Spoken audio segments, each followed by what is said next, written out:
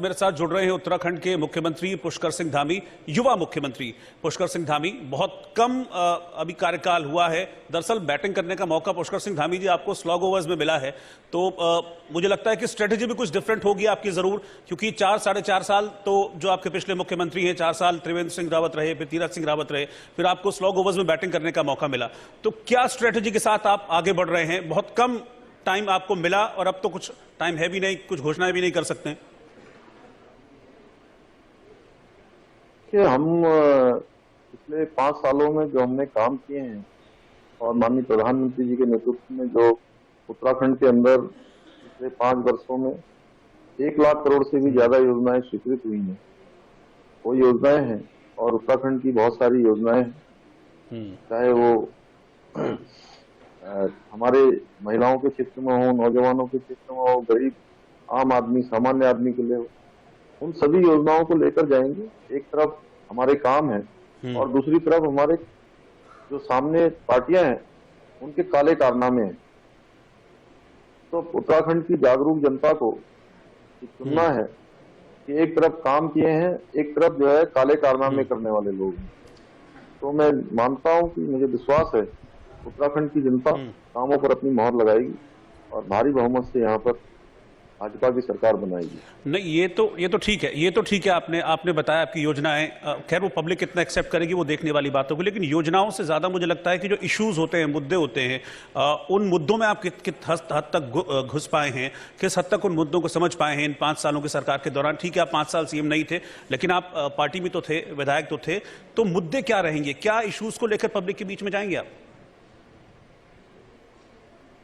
नहीं, हमने काम किया है और विकास किया है। माननीय प्रधानमंत्री जी ने यहाँ पर बहुत काम किए हैं, चाहे आज सड़कों के क्षेत्र में है, 4 धाम परियोजना की सड़कें हैं, ऑल वेदर रोडें हैं, यहाँ पर हवाई कनेक्टिविटी की बात है, यहाँ पर रेल कनेक्टिविटी की बात है। हर क्षेत्र में काम हुआ है। हमने भी यहाँ पर हर क्षेत्र में पिछले 6 जुलाई से मैं भी काम कर रहा हूँ और इन 6 माह के कार्यकाल में हमने बहुत सारे फैसले लिए हैं, चाहे वो आज सरकारी कर्मचारियों के हो, उपनल कर्मचारियों के हो, उत्तराखंड आंदोलनकारियों के हो, कोरोना महामारी में यहाँ पर राहत के पैकेज हो, या हमारे पेंशनों में बढ़ोतरी हो, मुख्यमंत्री वात्सल्य योजना है, मुख्यमंत्री महालक्ष्मी किट योजना है, नई खेल नीति हम लेकर आए हैं। उत्तर प्रदेश और उत्तराखंड के बीच में जो लंबे समय से कुछ विवाद चल रहे थे परिसंपत्तियों को बंटवारे के 21 सालों से, उन सारे विवादों पर सहमति हुई है।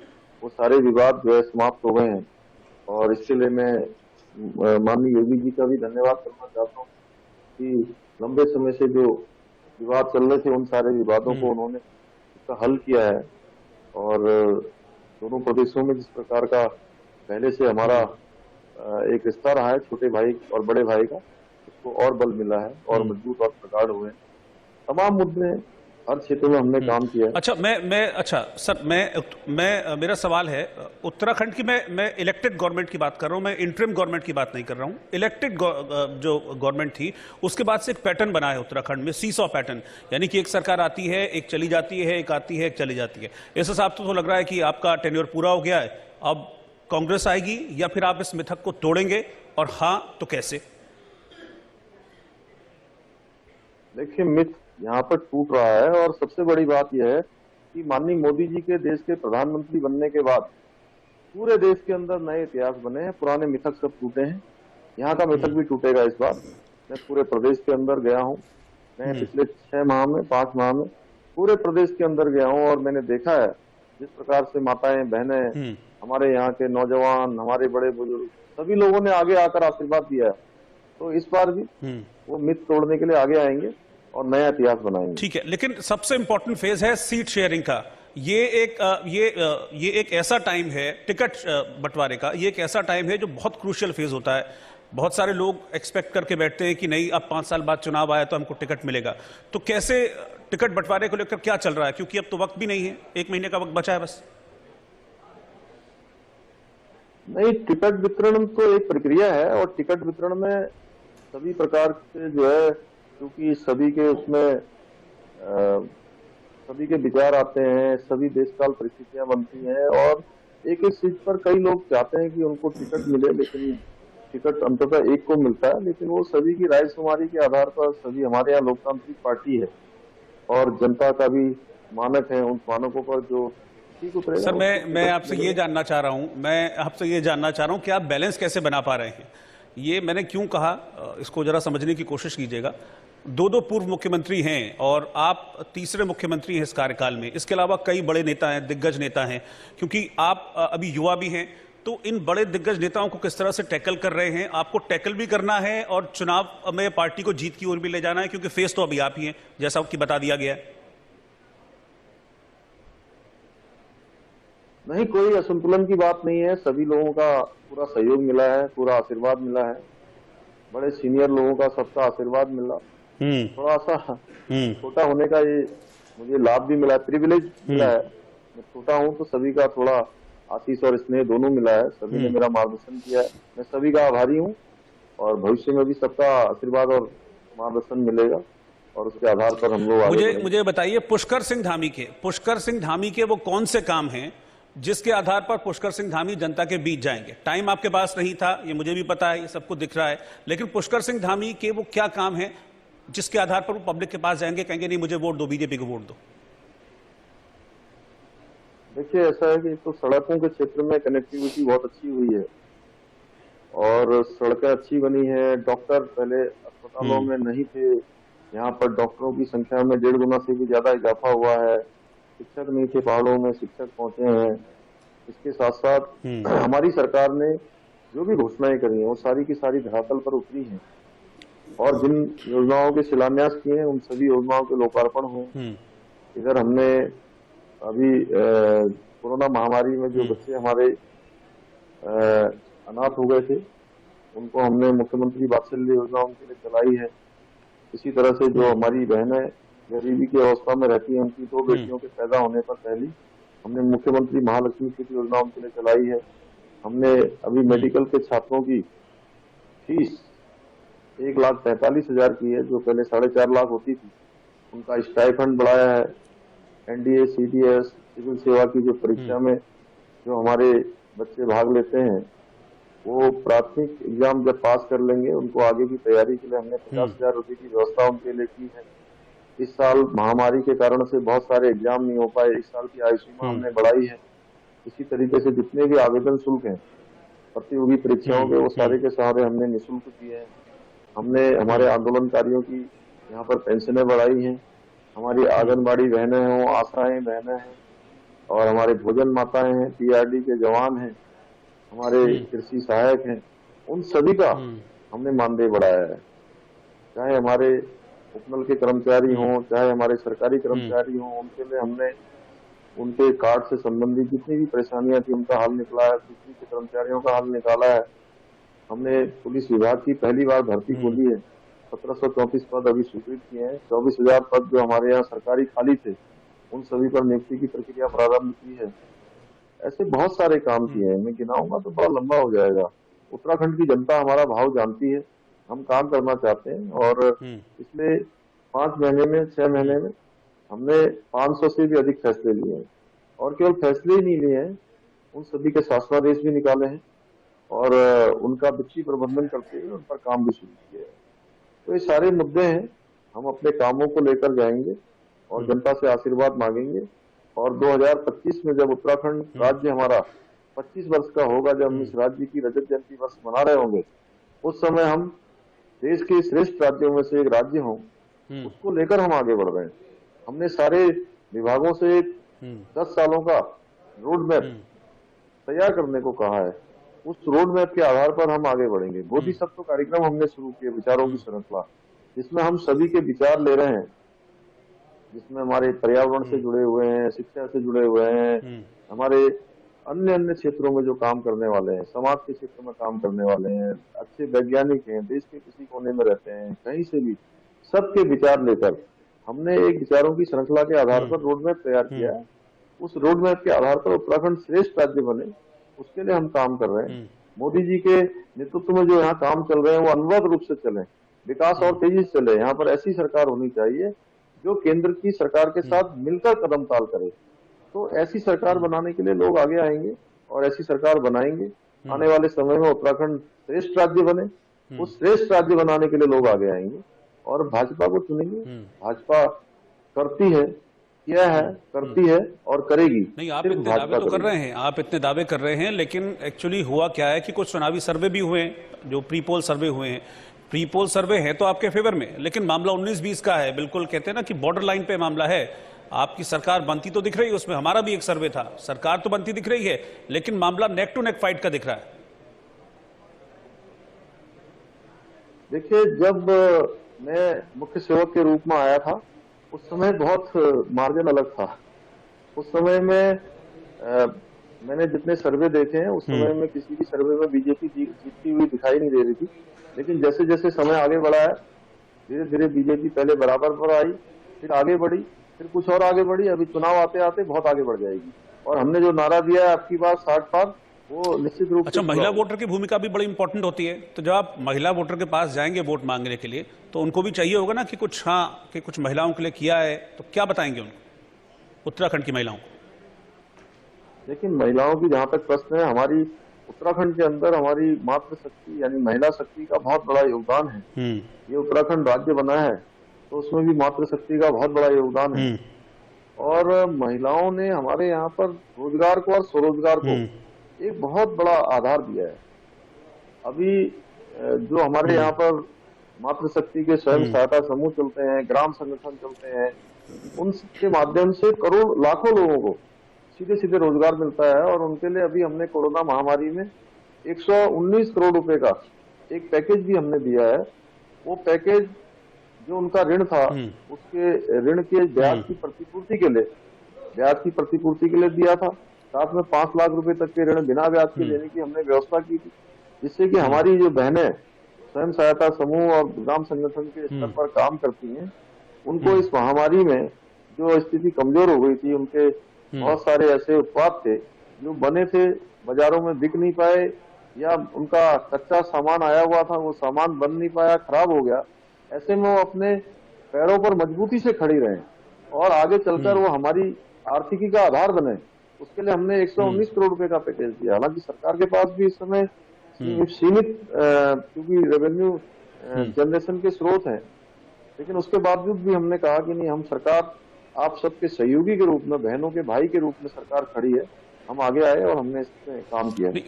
महिलाओं को तो आपने बता दिया, आपने ये किया, ठीक है, ठीक है, आपने बताया क्या बजट आपने महिलाओं के लिए किया, लेकिन बाकी ओवरऑल रोजगार की अगर मैं बात करूं तो आंकड़ा दे पाएंगे कुछ, क्या कर पाए रोजगार के लिए? नहीं, अभी हमने पिछले 6 माह में ही मैं बताऊं कि काफी चीजें रोजगार को लेकर की है। लोक सेवा आयोग लगातार हमारा काम कर रहा है और रात को 12-1 बजे तक भी लगातार वो कार्यालय खुले हुए हैं और भर्ती की प्रक्रिया बहुत तेजी से प्रारंभ की है।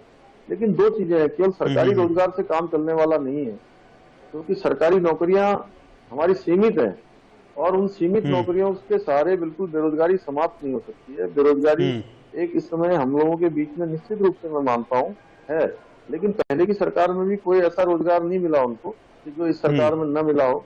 इस सरकार ने भी लगातार जो भर्ती की प्रक्रिया 20,000 पद जो है भरे हैं सरकारी पदों के। हमने इसके लिए अभी योजना शुरू की है, सारे उद्योग समूह के लोगों के साथ बैठना शुरू किया है, हमारे उद्योग मित्रों के साथ बैठना शुरू किया है। इसके लिए हमने बोधिसत्व श्रृंखला शुरू की है इंटरप्रेन्योर्स के माध्यम से, कि हम लोग सभी नौजवानों को जो जिस क्षेत्र में भी जा सकते हैं, स्वरोजगार में जा सकते हैं, उद्योगों में जा सकते हैं, या अपना कोई काम शुरू कर सकते हैं, वो जो भी काम कर सकते हैं, उन कामों को सरकार पूरी तरह से प्रोत्साहन देने का और उनको बढ़ाने का काम कर रही है। और हमारा भी लक्ष्य है कि हमारे यहाँ से पलायन रुकना चाहिए, बेरोजगारी समाप्त होनी चाहिए, सबका रोजगार लगना चाहिए, सबको काम मिलना चाहिए। नहीं, लेकिन एक, ठीक है, ठीक है, एक, अब मैं पॉइंट टू पॉइंट आ रहा हूं, बस बहुत छोटा छोटा रिएक्शन आपसे चाहूंगा अवैध खनन को लेकर, क्योंकि उत्तराखंड में अवैध खनन की बहुत सी शिकायतें हैं और ये सच भी है, इसमें झूठ बात नहीं है। इसको लेकर आप लोग क्या कर रहे हैं? देखिए, कहीं भी क्योंकि अवैध खनन की जहां तक बात है, हमने हमेशा इस पर कहा है कि सख्ती से हम काम करेंगे। और कहीं पर भी हमने कहा कि कोई भी शिकायत आती है तो अवैध खनन को लेकर उस पर सख्त कार्रवाई की जाए। और सारी तरफ से हमारे चीफ सेक्रेटरी ने भी, हमारे पुलिस के डीजीपी ने भी लगातार अपने सभी अधिकारियों को निर्देश दिए हैं और कहीं से भी शिकायत आए तो तत्काल कार्रवाई की। और पिछले दिनों कहीं से शिकायत आई थी तो उस पर अच्छा, ताबड़तोड़ एक कार्रवाई भू की। कानून की बहुत मांग है, एक भू कानून की मांग लगातार हो रही है। जब बीसी खंडूरी मुख्यमंत्री थे तो उन्होंने उस वक्त एक भू कानून बनाया था, लेकिन बाद की जो सरकारें आई उन्होंने उसमें कुछ अमेंडमेंट कर दिया। लेकिन अब वापस मांग उठ रही है कि भाई दिल्ली हरियाणा से लोग पहुंच जाते हैं वहां पर और उत्तराखंड के जो किसान हैं उनकी जमीन ले लेते हैं सस्ते में, और उसके बाद किसान बेचारा वहीं पर नौकरी करने को मजबूर हो जाता है। तो उसके लिए कुछ कर रहे हैं? हाँ, भू कानून को लेकर हम लोग काफी आगे बढ़े थे और काफी इस पर काम हुआ है। भू कानून, क्योंकि यहाँ पर जो भौगोलिक परिस्थितियां हमारी दो प्रकार की हैं। मैदानी क्षेत्र की अलग भौगोलिक परिस्थिति है और पर्वतीय क्षेत्रों की अलग है। यहाँ पर रोजगार और उद्योग दोनों को देखते हुए और पर्वतीय क्षेत्रों को देखते हुए हमने उस पर बहुत काम किया है और मैं मानता हूँ कि अभी इस पर काम करने की आवश्यकता है। उस पर जरूर निश्चित रूप से आगे आने अच्छा, वाले एक समय में देवस्थानम बोर्ड हालांकि अब भंग कर दिया गया है, लेकिन बनाया भी आप ही की तरफ से गया था देवस्थानम बोर्ड जो है। तो आपको क्या लगता है कि इसको भंग कर देने से जो नाराजगी चल रही थी पुरोहितों की, चाहे वो बद्रीनाथ के हों या केदारनाथ के हों, क्या वो नाराजगी खत्म कर पाए हैं अभी तक? देखिए, वो पहले बना था लेकिन बाद में सभी लोगों ने कहा कि उसको वापस लिया जाना चाहिए। उसके लिए हमने कमेटी बनाई। हमने, हमारे वरिष्ठ नेता है मनोहर कांत ध्यानी जी, उनके नेतृत्व में कमेटी ने काम किया, अपनी रिपोर्ट दी और फिर मंत्रिमंडल की उप समिति बनी, उसने भी अपनी रिपोर्ट दी। सभी लोग मिले और उसके आधार पर हमने उसको वापस लिया है और आगे अच्छा कानून लाएंगे, अच्छी चीजें बनाएंगे। अच्छा, उत्तराखंड जैसे कि हिमाचल है, मैं एग्जांपल इसलिए दे रहा हूं क्योंकि हमने देखा हिमाचल भी एक पहाड़ी स्टेट है, लेकिन वहां पर टूरिज्म की संभावनाएं बहुत जबरदस्त थी और उन्होंने उसको डेवलप भी बहुत अच्छी तरीके से किया। उत्तराखंड कहीं ना कहीं कुछ पिछड़ा हुआ है, जबकि टूरिस्ट स्पॉट्स मुझे लगता है कि हिमाचल की तुलना में उत्तराखंड में भी बहुत हैं। तो उसको डेवलप करने के लिए क्या कर रहे हैं? वो डेवलप करेंगे तो आपका रेवेन्यू बढ़ेगा।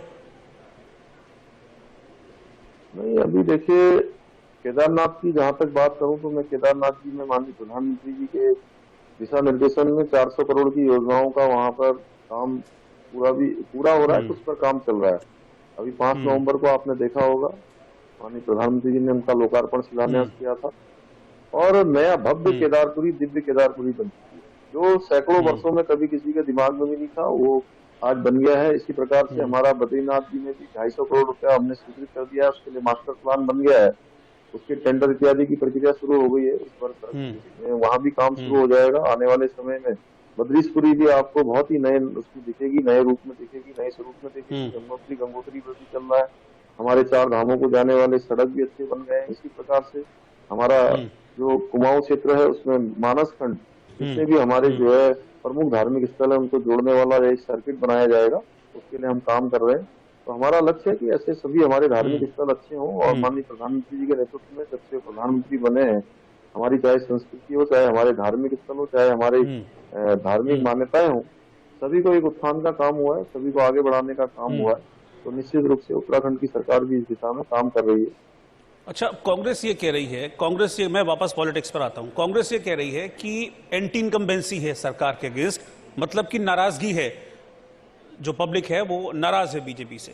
क्या बीजेपी को ऐसा लगता है कि एंटी इनकम्बेंसी फैक्टर बीजेपी के लिए परेशानी हो सकता है इन चुनाव में? देखिए, कांग्रेस के पास कोई मुद्दा नहीं है, वो तो एंटी इनकम्बेंसी है कि नहीं है वो पता लग जाएगा आने वाले समय में, है ना, अच्छे से पता लग जाएगा। और यहाँ पर उत्तराखंड की जनता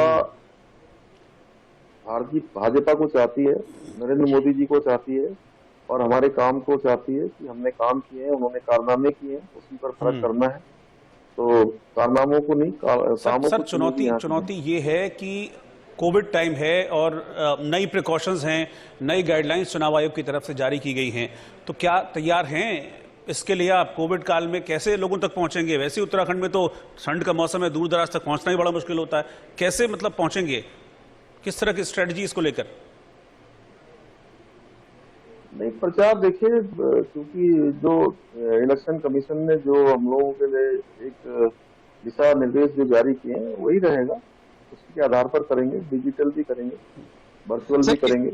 मतलब आपकी बातों से लग रहा है कि आप बड़े आश्वस्त हैं।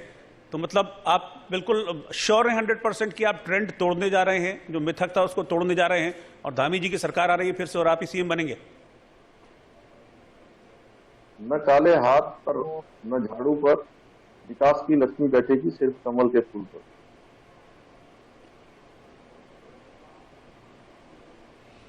ठीक है धामी जी, बहुत बहुत शुक्रिया आपका इंडिया न्यूज़ के साथ जुड़ने के लिए, और आपने सभी सवालों के जवाब दिए, वक्त आपने इतना दिया, शुक्रिया और शुभकामनाएं। Thank you.